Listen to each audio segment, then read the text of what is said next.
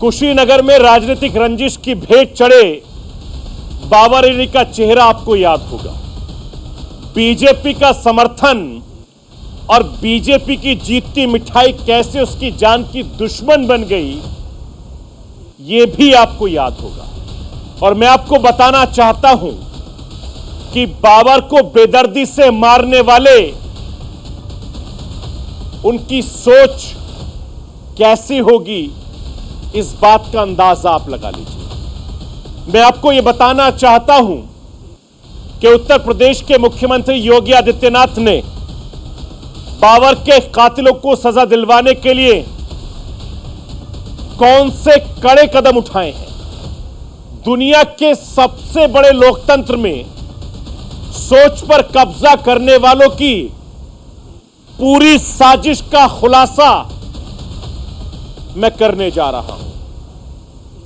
बुढ़ापे में मां की लाठी और जवानी में फातिमा के बेवा करने वालों की पूरी साजिश आपको बताऊंगा।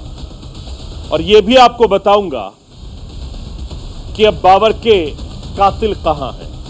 और यह भी बताऊंगा कि बाबर की हत्या मेरे देश में कौन सी नई बहस अब शुरू हो रही है, जिसके चलते बीजेपी में गुस्सा भी है, खौफ भी है।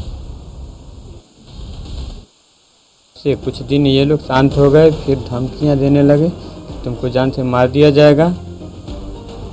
ईंटा से, हथौड़ी से, टांगी से मरवाला बना। बाबर के घर वालों का रो रो कर बुरा हाल है। जिस बेटे के सहारे बुजुर्ग माँ की जिंदगी राफ्ता राफ्ता कट रही थी, उसी बेटे को राजनीतिक रंजिश के चलते पड़ोसियों ने पीट पीट कर मार डाला। बीजेपी की जीत की मिठाई पड़ोसियों को इतनी कड़वी लगी कि उन्होंने बाबर की जान ही ले ली। बाबर वोट दे देना है बीजेपी के वोट दे देना बाबा के। कहना बाबा जब जेकर राशन पानी खाता नहीं ओका हम शरीयत दे, खुलम खुल्ला रहा हम बाबा। वही से सब लोग परदार और दो चार घर गाँव वाला मिल के साजिद रच के प्रधान के मिल के ना 10 लाख रुपया प्रधान ले ला हमारे टोला से आ लेके तब हमारे बाबू को मरवाला बना। साजिद रच के ना मरवाला बना, ईंटा से, हथौड़ी से, टांगी से मरवाला बना। हत्या ऐसा जान भइल बा मार मरला बना से, मुँह कपार सारा देह खुनिया दला बना से। बुढ़ापे में माँ को ऐसा दुख मिला है जिसकी फिलहाल कोई दवा नहीं। माँ का लाल बिछड़ गया तो बाबर की बीवी भी बहुत परेशान है। जिसके साथ पूरी जिंदगी काटने का सपना देखा था, वो बीच सफर में साथ छोड़कर चला गया। अब समझ नहीं आ रहा जिंदगी कैसे कटेगी।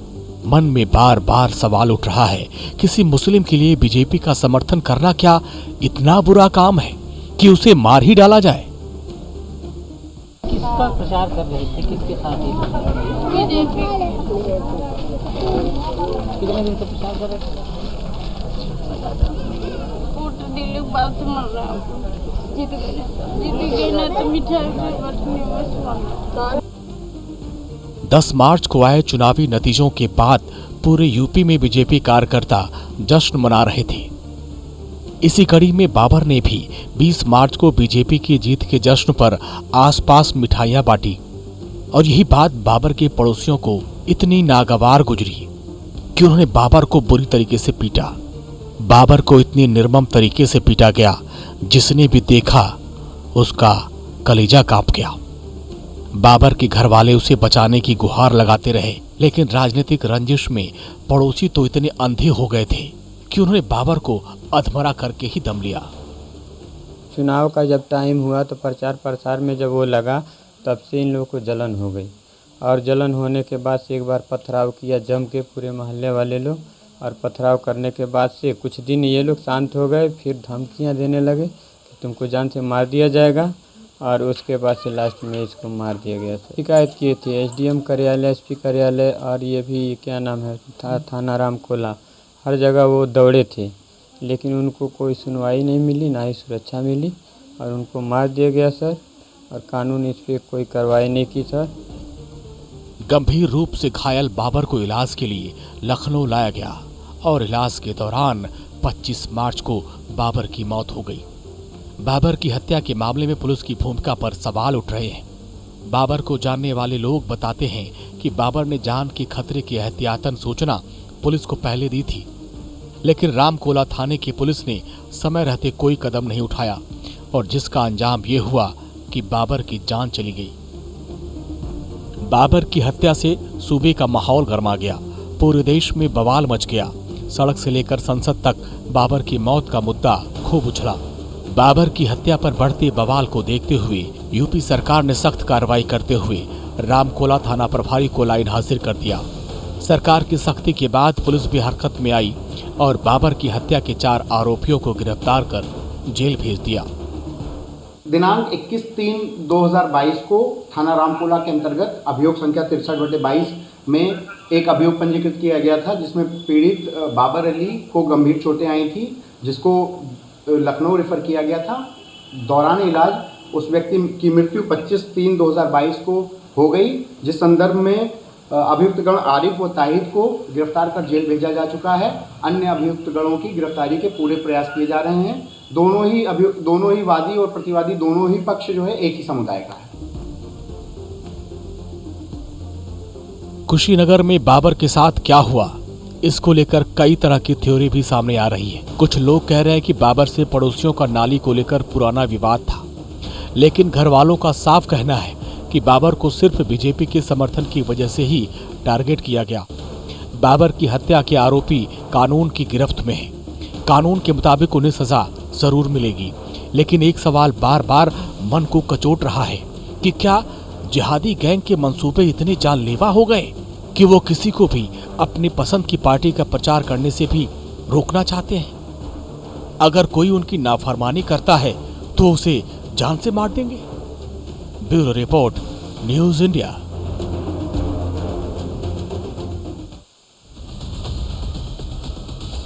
चुनाव में जीत के बाद आज पहली बार मुख्यमंत्री योगी आदित्यनाथ विधानसभा में बोले। आज पहली बार अखिलेश यादव ने विधानसभा को संबोधित किया।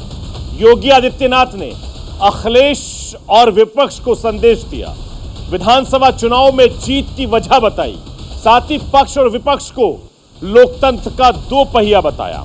मैं आपको यह बताना चाहता हूं कि उत्तर प्रदेश की जीत बीजेपी के लिए बहुत खास है। इस जीत से बीजेपी को बड़ी उम्मीदें हैं, तभी तो मुख्यमंत्री योगी आदित्यनाथ ने कमान संभालने के साथ ही साल 2024 में जीत के लिए पूरी बिसात बिछानी शुरू कर दी है।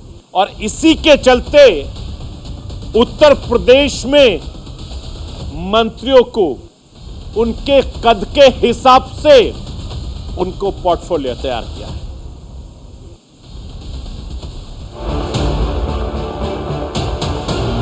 देश के सबसे बड़े सूबे में 18वीं विधानसभा का आगाज हो गया। विधानसभा में मुख्यमंत्री, मंत्रीगण समेत सभी विपक्ष के नेता मौजूद रहे। 2022 में जीत के बाद पहली बार मुख्यमंत्री योगी आदित्यनाथ और विपक्ष के नेता अखिलेश यादव ने संबोधित किया।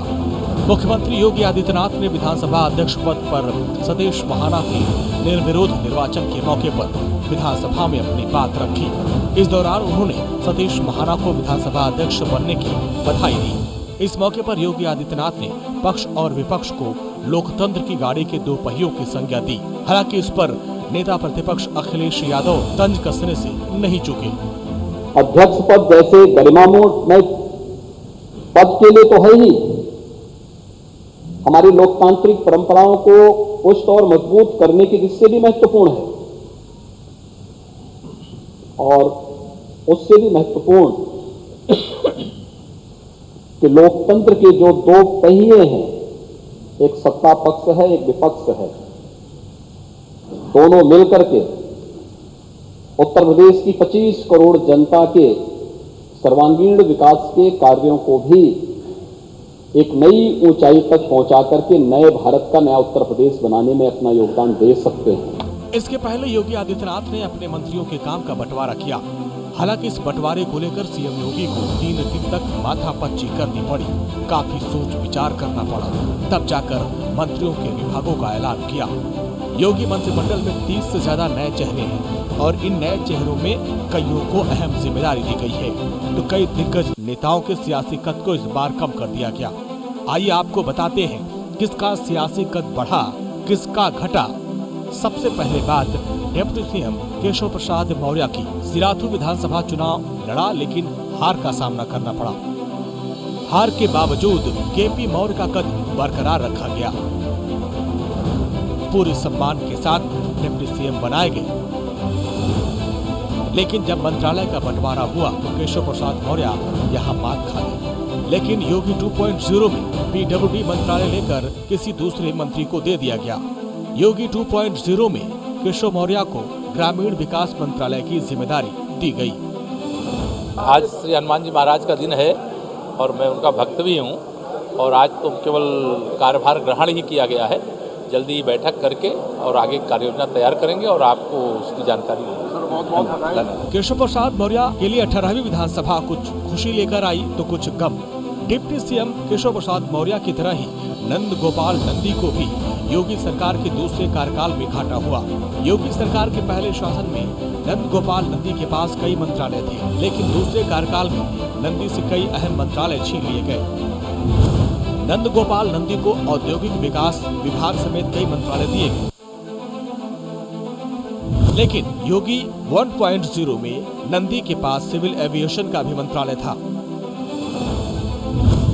जिसे योगी 2.0 में नंद गोपाल नंदी से वापस ले लिया गया। कुछ मंत्रियों के पर कतर दिए गए, लेकिन कई ऐसे मंत्री जिनका योगी सरकार के दूसरे कार्यकाल में भी रुतबा बढ़ा है, यानी पहले कार्यकाल की अपेक्षा ज्यादा मजबूत हुए। ब्रजेश पाठक यूपी के ब्राह्मण चेहरा है। चुनाव के दौरान उनकी अच्छी खासी पूछ थी। योगी सरकार के पहले कार्यकाल में काफी मेहनत की थी और यही वजह है कि इन्हें इनाम मिला। 6 साल पहले ब्रजेश पाठक बीएसपी में हुआ करते थे, लेकिन 2017 चुनाव के साल भर पहले उन्होंने भगवा झंडा उठा लिया। इसका इनाम भी मिला। योगी सरकार के पहले कार्यकाल में मंत्री बनाया गया। 2017 में ब्रजेश पाठक ने एसपी के रविदास मल्होत्रा को हराया था। योगी सरकार के पहले कार्यकाल में कानून मंत्री बने। 2017 से 2022 तक ब्रजेश पाठक ने काफी काम किया। काफी व्यस्त कार्यक्रम के बावजूद वो डेली जन समस्या सुनते थे। 2022 में दिनेश शर्मा की जगह उन्हें डिप्टी सीएम बनाया गया। योगी 2.0 में स्वास्थ्य मंत्रालय जैसा अहम महकमा ब्रजेश पाठक को मिला। यूपी विधानसभा चुनाव से ठीक पहले कांग्रेस छोड़कर बीजेपी में शामिल हुए जितिन प्रसाद का सियासी कद काफी तेजी से बढ़ा। बीजेपी ने उन्हें सिर्फ कैबिनेट मंत्री ही नहीं बनाया, बल्कि मलाईदार मंत्रालय देकर उनके सियासी कद को बढ़ाने का संदेश दिया है। योगी 1.0 में जितिन प्रसाद टेक्निकल एजुकेशन मंत्री थे, लेकिन योगी 2.0 में उन्हें पीडब्ल्यूडी मंत्रालय दिया गया। प्रसाद को अनुभव था केंद्र में इसी महकमे में काम करने का। हालांकि जब उनको पहली बार इंडक्ट किया गया तो उनको जो भाग दिए गए थे टेक्निकल एजुकेशन, मुझे लगता है कि उसमें थोड़ा विस्तार उनको दिया जाना था, क्योंकि कुछ नए कंसेप्ट लेकर के आए थे वो। पीडब्ल्यूडी है ना, निश्चित रूप से थोड़ा सरप्राइज करता है। वैसे भारतीय जनता पार्टी अपने फैसलों से चौंकाती है। जितिन प्रसाद बीजेपी में ऐसे समय आए जब ब्राह्मणों के मुद्दे पर पार्टी और योगी सरकार घिरी थी।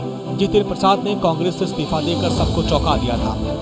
किसी को यह विश्वास नहीं हो रहा था कि जितिन प्रसाद ने कांग्रेस छोड़ दी, क्योंकि जितिन प्रसाद का परिवार गांधी परिवार का करीबी माना जाता है। बावजूद इसके जितिन प्रसाद की एंट्री के बाद विपक्ष के ब्राह्मण विरोधी नैरेटिव तोड़ने की बीजेपी को काफी मदद मिली। और तो और चुनाव से पहले किसान आंदोलन की वजह से माहौल बीजेपी के खिलाफ बनाने की कोशिश की गई, लेकिन जितिन प्रसाद ने शाहजहांपुर, लखीमपुर खीरी, सीतापुर, पीलीभीत और बहराइच के इलाकों वाली सीटों पर कमल खिलाने के लिए काफी मेहनत की और जितिन की मेहनत का फल बीजेपी को खूब मिला। ये सारे नाम ऐसे हैं जो योगी सरकार के पहले कार्यकाल में मंत्री थे, लेकिन वरिष्ठ प्रशासनिक अधिकारी से नेता बने। अरविंद कुमार शर्मा योगी सरकार के मंत्री बने। उनका कद कितना बड़ा है इसका अंदाजा इसी बात से लगाया जा सकता है कि उन्हें 2 अहम मंत्रालय का जिम्मा दिया गया है। योगी 2.0 में उन्हें सीधे कैबिनेट मंत्री बनाया गया। अरविंद शर्मा को ऊर्जा और शहरी विकास मंत्री बनाया गया। अरविंद शर्मा के उप मुख्यमंत्री बनने की भी चर्चा थी। हालांकि योगी आदित्यनाथ के दूसरे कार्यकाल में उन्हें कैबिनेट मंत्री बनाया गया और काफी महत्वपूर्ण विभाग दिए गए। स्वतंत्र देव सिंह को सिंचाई, जल शक्ति और बाढ़ नियंत्रण का जिम्मा मिला। इस तरह से अब उनकी जिम्मेदारी प्रधानमंत्री के महत्वाकांक्षी हर घर नल योजना को अमली जामा पहनाने की होगी।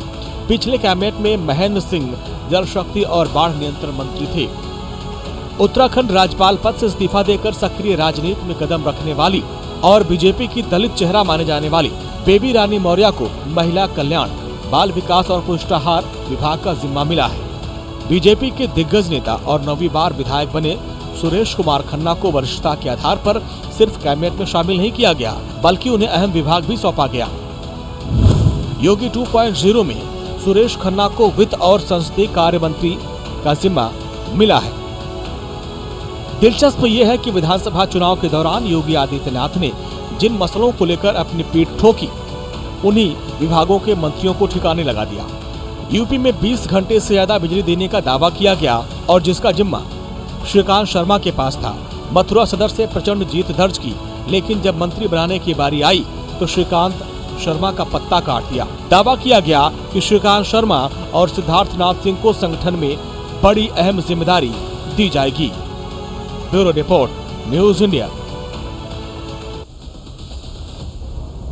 असम और मेघालय के बीच करीब 50 सालों से चला आ रहा सीमा विवाद लगभग सुलझ गया है। दिल्ली में गृह मंत्री अमित शाह की अध्यक्षता में बड़ी बैठक हुई। इस बैठक में असम के मुख्यमंत्री हेमंत बिस्वा शर्मा और मेघालय के सीएम कॉनराड सांगमा मौजूद थे। मैं आपको ये बताना चाहता हूं कि लंबे वक्त से चले आ रहे सीमा विवाद को लेकर दोनों राज्यों में सहमति बन गई है। गृह मंत्री अमित शाह की मेहनत रंग लाई है। दोनों राज्यों के मुख्यमंत्रियों ने गृह मंत्री अमित शाह के सामने एमओयू पर साइन भी किए हैं। आपसी विवाद को खत्म करने की दिशा में ये बड़ी पहल है। देश के प्रधानमंत्री नरेंद्र मोदी की सोच को आगे बढ़ाने की दिशा में ये बड़ा काम किया है। नॉर्थ ईस्ट को देश से विकास के इंजन बनाने के साथ मिलकर काम करने का संकल्प लिया है।